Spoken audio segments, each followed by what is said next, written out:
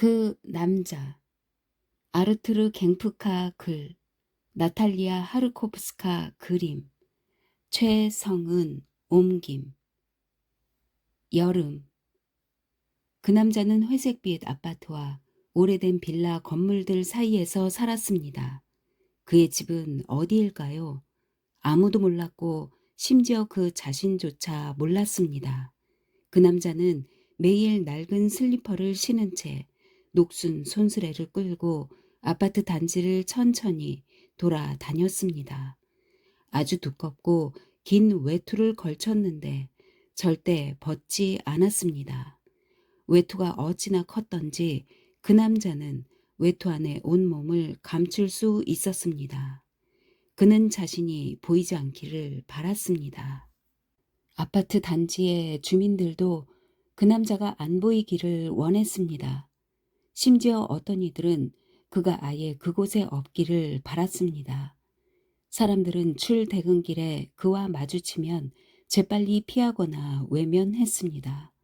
그래서 그는 항상 혼자였습니다. 어느 날 그 남자가 공원 벤치에 앉았습니다. 날씨가 화창했기에 그 남자는 햇볕을 쬐기로 마음 먹었습니다. 하지만 주민들은 못마땅하게 여겼습니다. 봐요, 또 그 남자예요. 거대한 올림머리에 벌집 모양의 그물망을 씌운 할머니가 소리쳤습니다. 그 사람이야, 그 남자, 바로 그 남자라고. 아이들이 손가락으로 그 남자를 가리키며 외쳤습니다. 겁에 질린 사내는 갈색 외투 속으로 더욱 깊숙이 몸을 숨겼습니다. 그 덕분에 그의 모습은 거의 보이지 않았습니다. 주민들이 내뱉은 불쾌한 말들이 새처럼 공원 곳곳을 날아다녔습니다. 그 남자가 왜 여기 온 거지? 좀 나가줬으면. 그가 여기 있는 걸 바라는 사람은 아무도 없어. 저런 사람들이 얼쩡되면 단지가 엉망이 되는데. 아무도 그의 이름을 몰랐기에 그 남자라고 불리는 사내는 벤치에서 일어나 고개를 떨군 채 그늘 쪽으로 사라졌습니다. 그 남자의 녹슨 손수레 바퀴가 가느다란 자국을 남기며 사라졌습니다. 그리고 그 자국을 따라 누군가가 걸어갔습니다.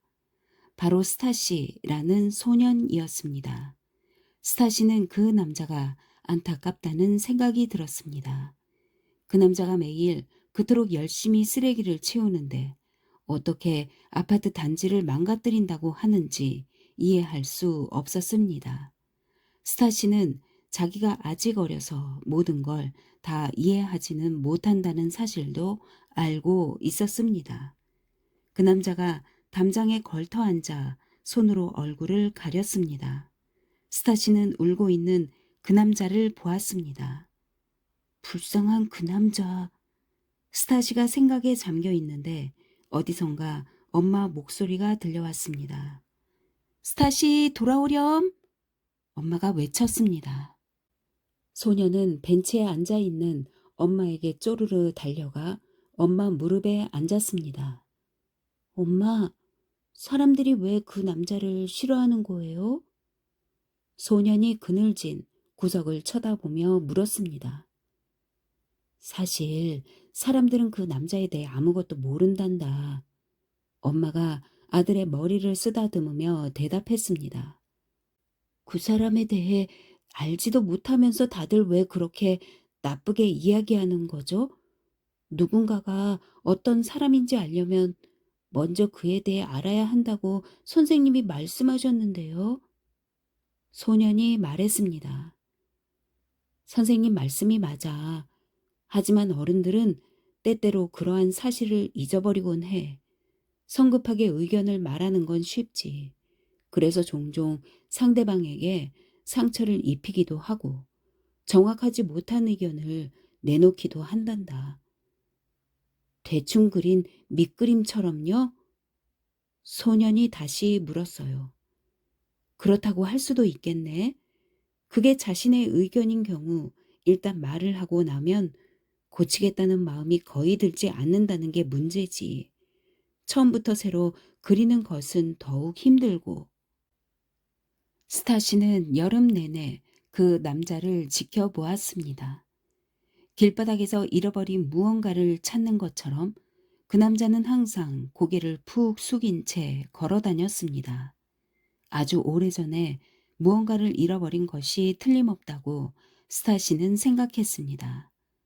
소년이 기억하는 한 그는 늘 그런 모습으로 걸었으니까요. 하루는 그 남자가 주워온 유리병들을 어떻게 처리하는지 지켜보았습니다. 그는 여기저기에 유리병들을 놓아두었습니다. 차고의 지붕, 담벼락, 심지어 나뭇가지 위에도 말이죠. 장마철에 폭우가 쏟아지면 벽마다 물이 가득 채워졌습니다. 그 남자도 한때 나처럼 스카우트였나 보다. 스타 씨는 지난 캠프 때 단장에게 비슷한 방법을 배운 사실을 떠올렸습니다. 스타 씨는 점심시간에 그 남자를 몰래 바라보는 걸 좋아했습니다. 매일 해가 하늘 꼭대기에 걸리면 그 남자는 늘 같은 담장 위에 앉아 통조림을 열곤 했습니다. 대부분은 고기나 생선이 담긴 작은 통조림이었습니다. 이따금 그에게 손님이 올 때도 있었습니다. 고양이나 까마귀, 때로는 고슴도치가 그를 찾아왔습니다. 하지만 사람은 절대 찾아오지 않았습니다. 누가 오든 그 남자는 항상 식사의 절반을 나누어 주었습니다. 어떤 상황에서도 예기치 못한 손님을 거절하는 법이 없었기에 동물들은 그를 매우 좋아했습니다. 그 남자는 손님과 식사를 마친 뒤에는 남은 통조림을 손가락으로 싹싹 긁어먹고 서둘러 자리를 떴습니다. 그 남자가 한자리에 오래 머무는 건 드문 일이었습니다. 그가 어딘가에서 걸음을 멈추면 주민들이 불만을 나타냈습니다. 주민들은 그를 매섭게 노려보았고 따가운 시선이 그 남자를 자리에서 내몰았습니다.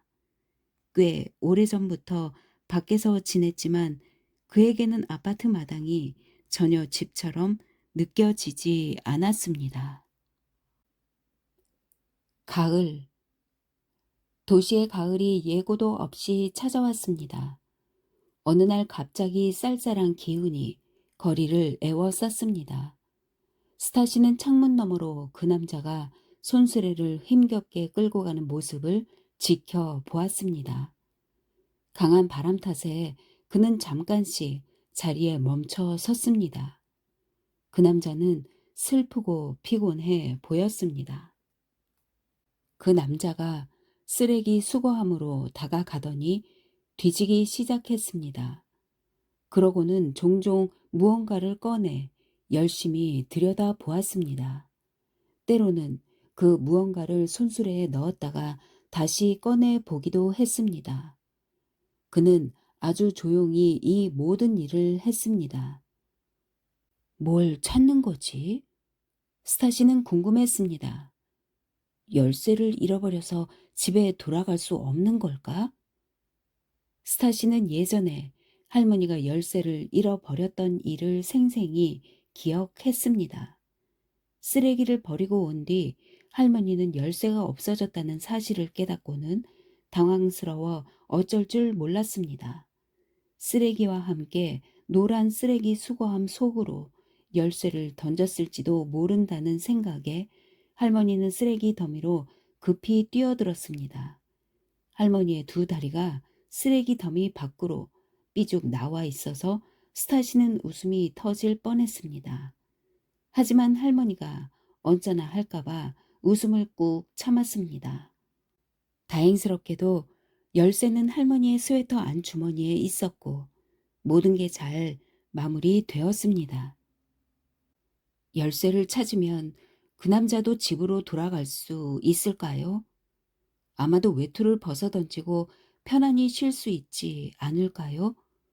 커다랗고 푹신푹신한 안락의자에 앉아 좋아하는 TV 프로그램을 볼 수도 있을 거예요. 스타시는 그 남자가 뉴스를 좋아할 거라고 생각했습니다. 어른들은 항상 뉴스를 즐겨 보니까요. 저녁이 되면 그 남자는 맛있는 저녁을 먹을 수 있겠죠. 저녁마다 통조림을 먹는 걸 보니 아마 그는 통조림을 너무너무 좋아하나 봅니다. 그렇다면 집에 통조림을 탑처럼 잔뜩 쌓아 놓았을 수도 있겠네요. 천장까지 닿을 정도로 높이 높이 쌓인 통조림은 저마다 맛이 다를 거라고 상상해 봅니다. 맛있게 저녁을 먹고 충분히 쉰 다음 그 남자는 잠자리에 들겠지요. 두툼한 매트리스가 깔린 편안한 침대에서 따뜻한 깃털 이불을 덮고 곤히 잠들면 더는 추위에 떨지 않을 것입니다. 그렇담 정말 근사할 텐데. 스타시는 한숨을 쉬며 다시 밖을 내다보았습니다. 당연하게도 그 남자는 그곳에 없었습니다. 다음날 소녀는 엄마와 함께 공원에 갔습니다. 해가 구름 뒤에서 수줍게 고개를 내밀었습니다. 할머니들은 벤치에 앉아 보온병에 담아온 차를 마시며 수다를 떨었습니다. 아이들은 낙엽과 밤을 주었습니다. 스타시는 이웃집게 루프스를 발견했습니다. 루프스는 알록달록 깔린 낙엽 사이를 신나게 뛰어다녔습니다. 개 주인인 쿠아르스키 씨는 벤치에 앉아 골똘히 신문을 읽었습니다. 그때 그 남자가 갑자기 모퉁이에서 모습을 드러냈습니다. 루프스는 재빨리 그에게 다가가 반갑게 꼬리를 흔들었습니다.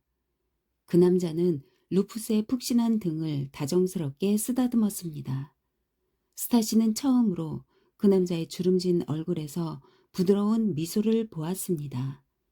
그 남자를 그렇게 친근하게 대하는 건 동물들 뿐이었습니다. 동물은 좋은 사람을 알아본다는 선생님의 말씀이 떠올랐습니다. 사람은 왜 그렇게 못하는 걸까요? 루프스는 그 남자의 손을 핥으며 만족스러운 듯 그의 외투에 자신의 털을 문질렀습니다. 그 모습을 본 쿠아르스키 씨가 신문을 내려놓았습니다. 루프스, 어서 일어나. 쿠아르스키 씨가 날카롭게 소리치며 자리에서 일어났습니다. 그러자 개가 주인을 향해 서둘러 달려갔습니다. 그 남자는 그 자리에 얼어붙은 듯 꼼짝도 하지 못했습니다. 댁이 대체 무슨 권리로 내 개를 만지는 거요? 쿠아르스키 씨가 개에게 목줄을 채우며 매섭게 소리쳤습니다. 저런 사람들은 늘 자기 하고 싶은 대로만 하고 남들에겐 전혀 신경을 안 쓴다니까요. 마침 벌집 모양의 올린 머리를 한 노파가 그곳을 지나가다 한탄했습니다. 엄마, 루푸스가 저렇게나 좋아하는데 왜 그 남자는 루푸스를 쓰다듬으면 안 되죠? 스타시는 눈을 동그랗게 뜬 채 엄마를 쳐다보며 물었습니다. 쿠아르스키 씨는 루푸스가 다치진 않을까 걱정스러우신가 봐. 엄마가 자신 없는 목소리로 대답했습니다. 루푸스를 가만히 쓰다듬기만 하는데 대체 무슨 일이 일어날 수 있죠? 스타시는 도무지 이해할 수가 없었습니다. 엄마는 다정한 눈빛으로 스타시를 바라보았습니다. 모르겠구나 아들아. 정말 모르겠어. 스타시는 어른들이 그 남자를 두려워한다는 사실을 알아차렸습니다. 그 남자가 누구에게도 못된 말을 한 적이 없는데 어른들은 그에게 아예 말을 걸지 않았습니다. 그 누구에게도 나쁜 짓을 한 적이 없는데 어른들은 그에게 다가가려 하지 않았습니다. 스타시는 도무지 이해할 수가 없었습니다. 스타시는 지금 가장 두려움을 느끼는 사람은 바로 그 남자일 거라고 생각했습니다. 그가 어떤 행동을 하든 주민들은 항상 불만을 터뜨리니까요. 스타시는 밤늦도록 잠을 이룰 수 없었습니다. 바람에 나뭇가지가 바스락대며 불길하게 흔들렸습니다. 문득 이런 밤에는 그 남자가 더 많이 외로울 것 같다는 생각이 들었습니다. 침대에 누운 스타시는 이불을 덮고 부엉이 인형을 꼭 끌어 안았습니다. 부엉이는 스타시가 아주 어릴 때부터 잠을 잘 자게 도와주는 친구입니다. 조금씩 졸음이 밀려들 무렵 갑자기 아이디어가 떠올랐습니다. 그 남자에게는 진짜 친구가 필요해. 스타시는 침대에 앉아 생각에 잠겼습니다. 항상 그의 곁에 있어줄 사람, 그를 늘 응원해주는 사람. 하지만 그런 사람을 어디서 찾을 수 있을까? 스타시는 턱을 괜채 궁리를 했습니다. 그 남자의 친구가 되려면 우선 먹을거리나 잠자리에 대해 까다롭지 않아야 합니다. 둘째, 그 남자가 친구 곁에서 자신이 필요한 사람이라고 느끼고 안전하다는 생각이 들게끔 해줘야 합니다. 셋째, 그 남자가 친구를 어디든 데려갈 수 있어야 하고 필요하다면 두꺼운 외투 속에 숨길 수 있어야 합니다. 스타시는 침대에서 일어나 방을 이리저리 둘러보았습니다. 그러나 커다란 장난감 상자를 열고 장난감을 하나씩 꺼내어 꼼꼼히 살펴보았습니다. 쓰레기통을 뒤지며 뭔가 중요한 것을 열심히 찾던 그 남자와 자신이 어딘가 닮았다는 느낌이 들었습니다. 마침내 스타시는 이거다 싶은 걸 발견했습니다. 끌어안고 자기엔 이게 딱이지. 소녀는 갈색 곰 인형을 보며 미소를 지었습니다.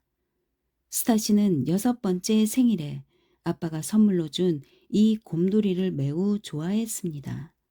촉감이 폭신폭신한 데다 친근하고 귀여운 주둥이를 가졌거든요. 스타시는 자기보다 그 남자에게 곰돌이가 더 필요하다는 것을 알았습니다. 스타시는 곰 인형을 창틀에 올려놓고 이불 속으로 들어갔습니다. 그리고 편안하게 잠들었습니다. 다음날 소녀는 아주 일찍 일어났습니다. 엷은 빛을 머금은 해가 막 떠오르기 시작할 때 스타시는 곰 인형 포근이를 품에 안고 엄마 침대로 뛰어들었습니다. 스타시는 흥분해서 엄마에게 아주 특별한 아이디어에 대해 털어놓았습니다. 엄마는 아들을 껴안으며 계획에 찬성했습니다. 이제 그 남자를 기다리는 일만 남았습니다. 스타시는 틈틈이 창밖을 내다보았습니다. 엄마의 침실이나 부엌 또는 자신의 방에서 말이죠. 집안 구석구석을 분주히 돌아다니는데 갑자기 손수레가 삐걱대는 낯익은 소리가 들려왔습니다. 잠시 후 모퉁이에서 그 남자가 모습을 드러냈습니다. 왔어요. 스타시는 거실 안락의자에 앉아있는 엄마에게 달려갔습니다. 얼른 가요, 얼른요. 스타시는 서두르며 외쳤습니다. 꾸물거릴 시간이 없었습니다. 두 사람 모두 잠옷 위에 점퍼를 걸치고 서둘러 방안 부츠를 신었습니다. 스타시는 엄마 손을 잡고 마당으로 달려 내려가 이리저리 둘러보았습니다. 그 남자는 어디에 있지? 그새 또 사라진 걸까? 그때 스타시는 쓰레기통 뒤로 삐져나온 익숙한 외투를 발견했습니다. 스타시는 깊게 숨을 들이마시고는 그 남자를 향해 씩씩하게 걸어가 인사를 건넸습니다. 안녕하세요. 제 이름은 스타시입니다. 우리는 이웃인데 아직 인사를 못했네요. 소년이 그 남자의 앞으로 다가가 말을 건넸습니다. 사내는 놀라움을 감추지 못한 채 스타시를 바라보았습니다. 작은 선물을 가져왔어요. 소녀는 등 뒤에서 곰 인형을 꺼내 보이며 말을 이었습니다. 새 건 아니지만 그래도 상태가 꽤 좋아요. 무엇보다 매우 보드라워요. 이 애를 매일 안아주세요. 스타시가 곰 인형을 끌어안으며 어떻게 하는지 시범을 보였습니다. 그 남자는 차마 눈을 마주치지 못한 채 그대로 가만히 서 있었습니다. 부끄러워하지 마세요. 엄마 말로는 인형을 안고 자는 데는 나이가 상관없대요. 잠들기 전에 안아주는 게 가장 좋아요. 그러면 별빛 아래에서 더욱 행복하실 거예요. 소녀는 그 남자를 향해 곰 인형을 내밀었습니다. 곰 인형을 조심스럽게 받아든 그 남자가 조용히 고맙다고 말했습니다. 그러고는 곰 인형을 가슴에 안고 몸을 돌려 천천히 발걸음을 옮겼습니다. 곰 인형 이름은 포근이에요. 깜빡했네요. 스타시가 외치듯 소리쳤습니다. 그 애도 갈색을 좋아하니까 아저씨랑 서로 잘 맞을 것 같아요. 겨울. 그 남자는 얼어붙은 손을 비비며 호호 입김을 불었습니다. 장갑도 모자도 없어서 코와 귀에는 서리가 맺혀 있었습니다. 마침 스타시는 산책을 마치고 돌아오는 중이었습니다. 엄마가 스타시를 태운 썰매를 푹신한 눈 밭에서 끌어주었습니다. 불쌍한 그 남자. 스타시는 걱정스러웠습니다. 열쇠를 찾지 못하면 고드름으로 변할 거야. 그 남자가 새들처럼 따뜻한 나라로 갈 수 없다니 속상해. 스타시는 한숨을 쉬었습니다. 엄마는 아들을 다정하게 바라보며 머리를 쓰다듬었습니다. 언젠가는 그 남자가 따뜻한 곳으로 거처를 옮기길 바라지만 그러려면 우선 새들처럼 스스로 결심을 해야 해. 어머니가 집 없는 사내를 자상한 눈길로 바라보며 말했습니다. 스타시는 잠시 눈을 감았습니다. 황새들 사이로 하늘 높이 날아가는 그 남자를 상상해 보았습니다. 스타시가 다시 눈을 떴을 때 그 남자는 그곳에 없었습니다. 저녁 무렵 스타시는 창턱에 걸터 앉아 따뜻한 코코아를 한 잔 마셨습니다.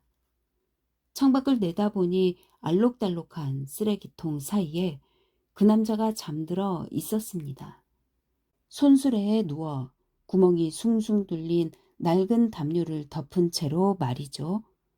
그 남자는 털실 뭉치처럼 몸을 둥그렇게 웅크린 채 포근이를 꼭 껴안고 있었습니다.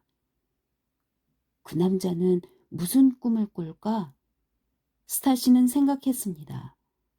접이식 지붕이 달린 최고급 슈퍼카 꿈일까?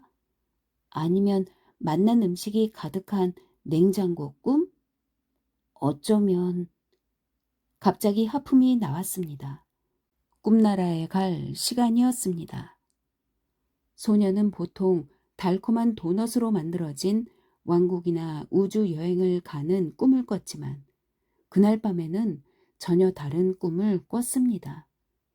스타시는 새하얀 눈이 덮인 경사가 완만한 산 정상에 서 있었습니다. 아파트 주민들과 함께요. 모두들 다채로운 물품으로 꾸민 기발한 썰매와 스키를 즐겁게 타면서 쉴 새 없이 웃고 떠들었어요. 그 남자도 함께요.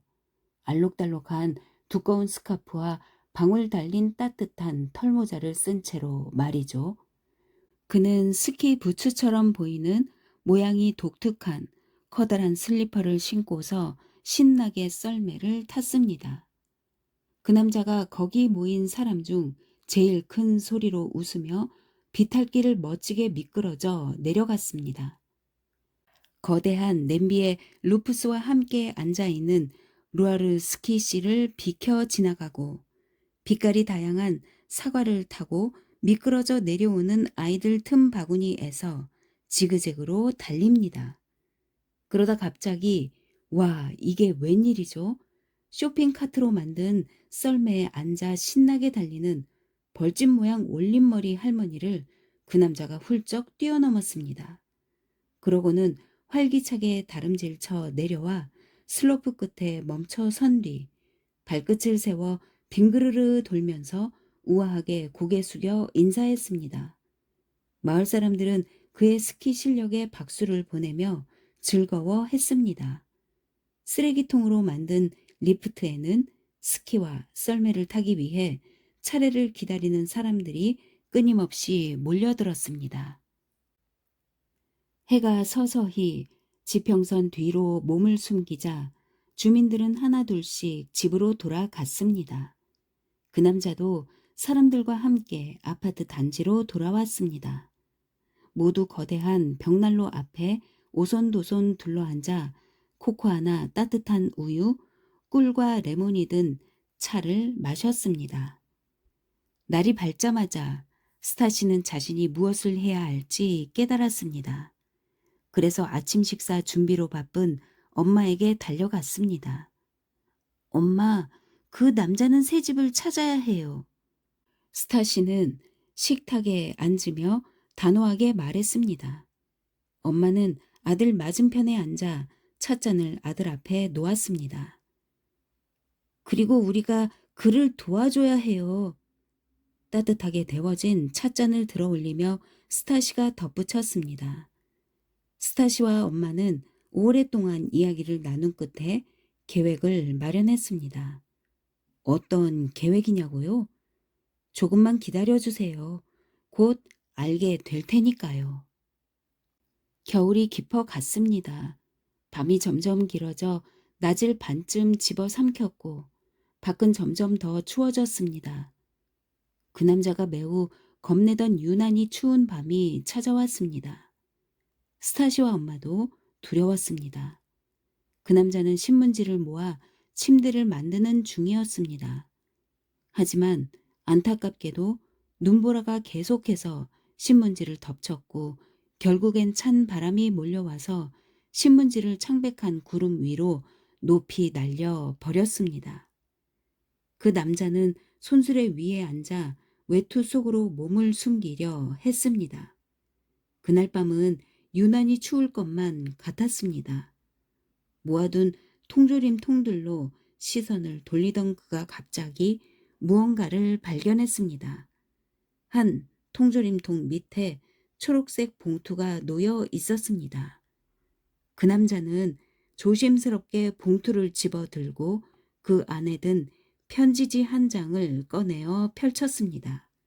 그리고 손전등을 비춰가며 골똘히 편지를 읽었습니다. 친애하는 아저씨. 아저씨가 제 편지를 읽으실 때 아마도 저는 아저씨를 생각하고 있을 거예요.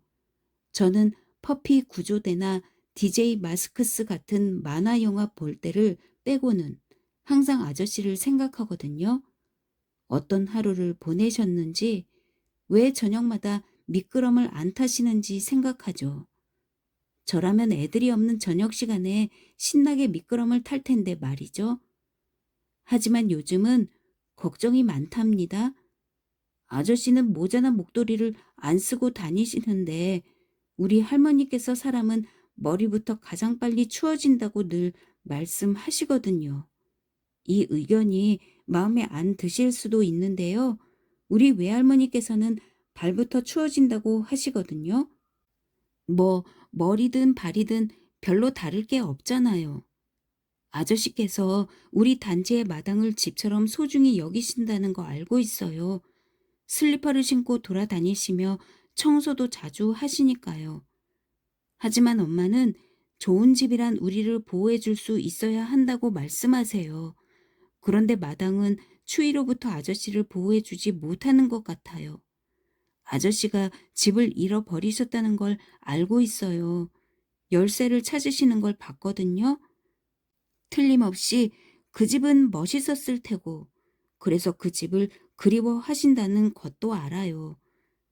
하지만 이렇게 오랫동안 옛집을 찾을 수 없다면 이제는 새 집으로 갈 때가 된 것 아닐까요? 집 없는 사람들을 위한 집이 있다고 엄마가 말씀하셨어요. 누구든 받아주고 따뜻하고 친절한 곳이라고 해요. 어떻게 생각하세요? 물론 그곳이 처음에는 낯설고 서먹서먹할 수도 있을 거예요. 저도 진짜 원치 않았는데 이사를 해야만 했거든요. 아빠와 예전에 살던 집에는 지금보다 훨씬 큰 방들의 뒷마당도 있었어요. 우리의 새 아파트를 보자마자 저는 정말 화가 났었어요. 그리고 엄마에게 다시는 말을 걸지 않겠다고 소리쳤었죠. 그리고 실제로 1시간 동안 꾹 참고 아무 말도 안 했어요. 그게 지금껏 깨지지 않은 제 기록이랍니다. 하지만 시간이 지나면서 새 집에 익숙해졌고 지금은 제 방이 마음에 들어요. 특히 노란색 벽이요. 노란색은 제가 가장 좋아하는 색이거든요.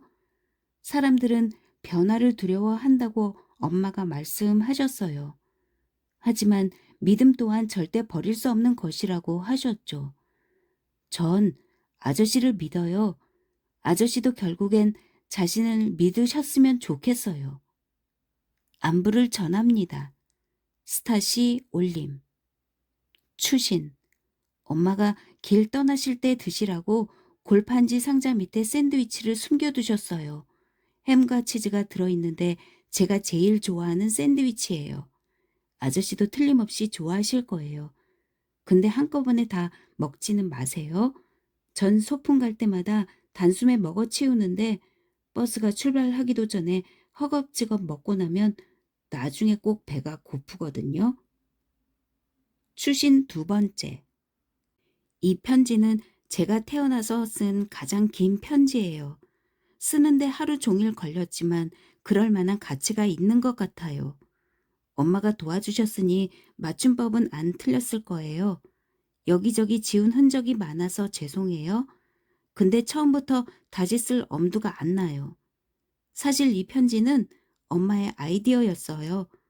엄마는 종이에 적으면 단어가 헷갈리지도 않을 뿐더러 생각을 정리하기도 더 쉽다고 하셨어요. 그래도 제법 잘 쓰지 않았나요? 헤헤. 다시 한번 인사드립니다.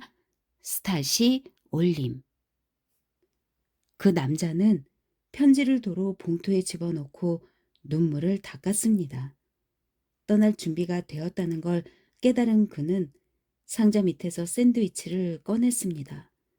그리고 포근이를 외투로 감싸 안은 뒤 발걸음을 내디뎠습니다. 이번에는 아마 보통 때보다 먼 길을 가게 될 것입니다. 누군가가 그런 그를 따뜻하게 지켜보았습니다. 스타시와 엄마가 1층 창문 너머로 그를 바라보았습니다. 두 사람은 미소를 지으며 그 남자에게 작별 인사를 건넸습니다. 봄. 아파트 단지는 다시 활기를 되찾았습니다. 잔디는 연 초록색으로 변했고 여기저기 꽃망울이 터지고 나무에는 새싹이 돋아났습니다. 스타시는 현관에서 신발끈을 정성 들여 묶었습니다. 엄마가 단지 앞에 있는 가게에 가서 버터를 사오라고 하셨거든요. 문을 여는 순간 무언가가 눈에 띄었습니다. 문 앞 매트리스 위에 작은 봉투가 하나 놓여 있었습니다. 깜짝 놀란 스타시는 봉투를 집어 들었습니다. 그게 뭐니? 복도로 따라 나온 엄마가 물었습니다. 편지인 것 같아요. 소년이 파란색 봉투를 들여다보며 대답했습니다. 여기 뭔가 적혀 있어요.